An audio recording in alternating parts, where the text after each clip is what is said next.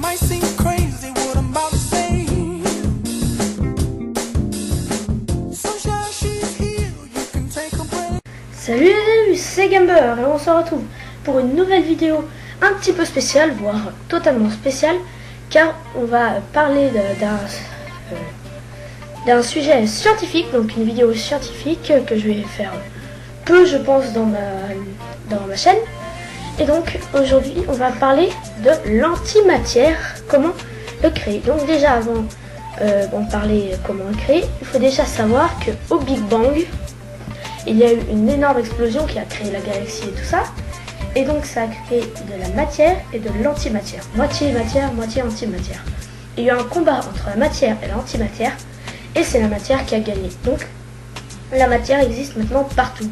Mais peut-être que dans l'espace on a un petit peu d'antimatière. Sinon il n'y en a pas sur Terre. Mais on a réussi dans les laboratoires à créer de l'antimatière. Et c'est maintenant que je vais vous expliquer comment on crée. Donc déjà on va essayer de créer l'antimatière de protons, car chaque matière a son antimatière, donc son inverse. Donc on prend un proton normal et on le lance à une vitesse proche de celle de la lumière. Donc en bleu on a la vitesse de la lumière qui est de à peu près 300 millions de mètres à la seconde, aussi dit 300 000 km par seconde. Donc moi j'ai dit totalement au hasard, de 270 000 km à la seconde ou millions de mètres à la seconde. Donc voilà, on projette ce proton à cette vitesse sur un mur. Voilà, tout simplement. Et donc il s'écrase sur le mur. Et après, on va utiliser la théorie de E égale mc2 créée par Einstein. Donc E qui est égal à l'énergie créée par la matière, m par la masse de la matière, et c la vitesse de la lumière. Donc m représenté en rouge et c représenté en bleu, et E représenté l'énergie représentée en vert. Donc c'est pour ça que la vitesse est dessinée en vert. Donc E égale mc2, c'est égal à l'énergie est égal à la masse fois la vitesse de la lumière au carré. Donc au carré c'est comme 6 au carré, c'est 6 fois 6. En fait c'est le nombre fois le nombre. Donc la masse d'un proton, j'ai cherché, mais franchement c'est trop compliqué, c'est écrit dans un langage que je ne suis pas assez fort pour déchiffrer.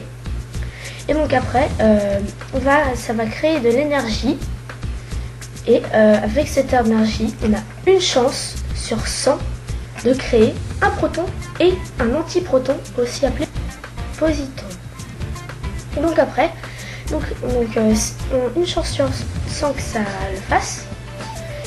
Et par contre, le problème c'est que le proton et l'antiproton sont déjà en pleine vitesse. Et donc, ils vont continuer à avancer, et ils vont se prendre le mur du laboratoire, donc représenté en gris. Donc la boule violette, là, c'est l'antiproton, et la boule noire, c'est la matière qui compose le mur. Donc la matière et l'antimatière se livrent un combat, et donc après, je pense que les deux disparaissent dans une explosion lumineuse, voilà, et créer de l'énergie qui en ressort.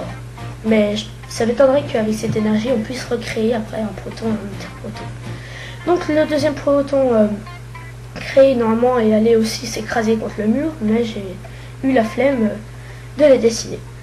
Donc voilà, c'est tout pour cette petite vidéo scientifique. J'espère qu'elle vous aura plu. Donc si vous voulez plus de vidéos de ce genre, n'hésitez pas à mettre un pouce bleu et à vous abonner si ce n'est pas encore fait.